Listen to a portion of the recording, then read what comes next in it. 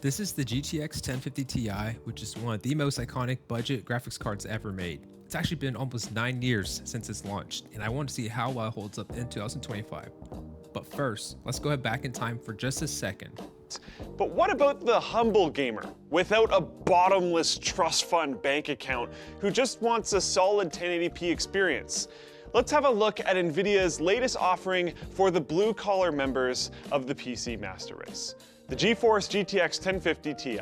The GTX 1050 Ti, first of all, has an MSRP of $140, placing it in direct competition with some mid-class RX 460 cards. It is due out on October 25th. So with the 1050 Ti, I had to choose parts that I wanted to fit with the whole build.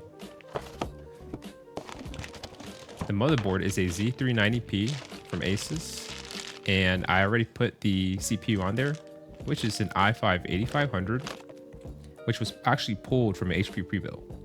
We have 16 gigabytes of crucial RAM, which I actually had to swap out later because they were actually dead on arrival. Got a cheap Thermaltake CPU fan, and it actually keeps the i5 8500 really cool.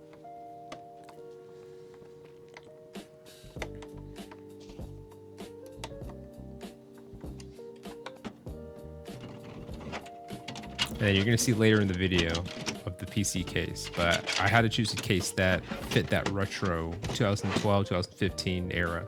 And then there's no Wi-Fi in the motherboard, so I added a Wi-Fi card that I just had lying around. And just to keep the temperatures cool with the 1050 Ti, I went ahead and just repasted the graphics card here.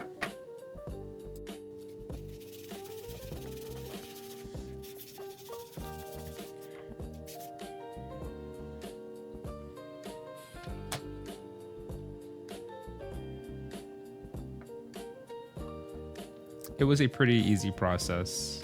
I've had harder cards to repaste before.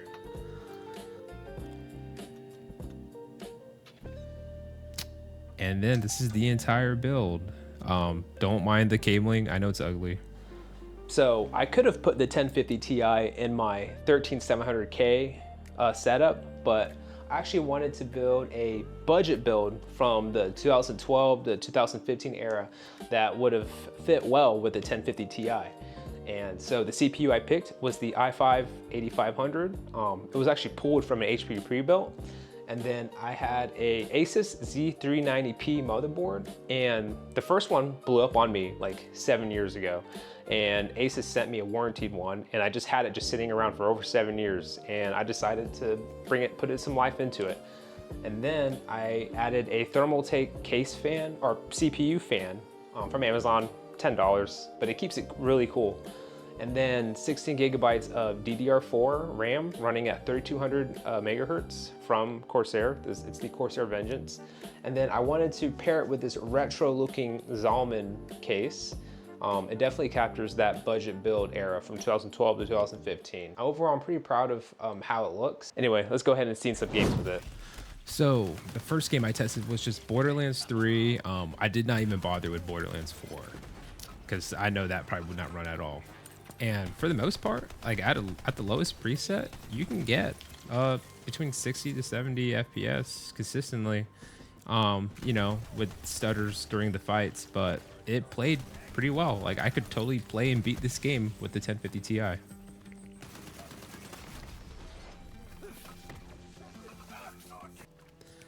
Now we're playing The Witcher 3 at the lowest preset, and we are in Novigrad, which is the most intensive area in The Witcher 3. And at the lowest preset, you know, we're hitting between 39 to 41 FPS. It's not that great, to be honest, but if you're playing with the controller, it is doable. You can get by with this.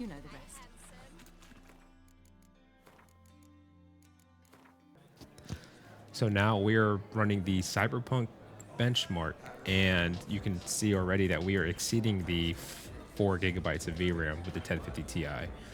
I think the Steam Deck can get similar, or if not, like even better performance, because the Steam Deck, you can give it up to 6 to 8 gigabytes of VRAM. So I think the 1050 Ti has more power, but the VRAM is just holding it back from giving you a good experience with this game.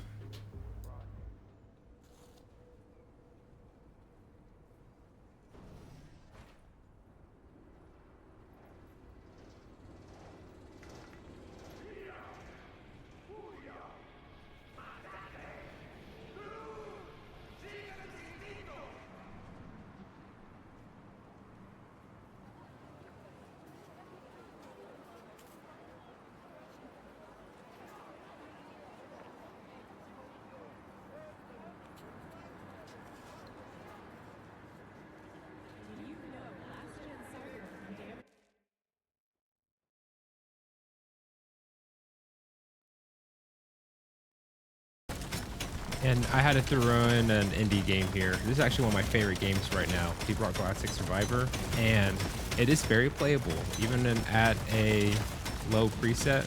Well, there really is no presets in this game, but yeah, you're getting consistent 60 to 70 FPS. It does drop every once in a while, but the drops are not even that bad, so I could totally play this game with this card.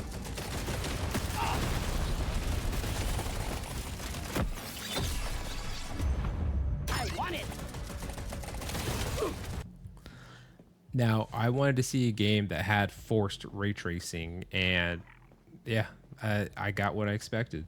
With Star Wars Outlaws, we were getting a almost cinematic 20 to 22 FPS.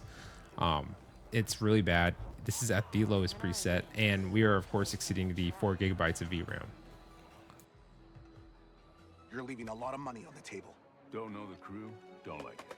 If you change your mind, let me know.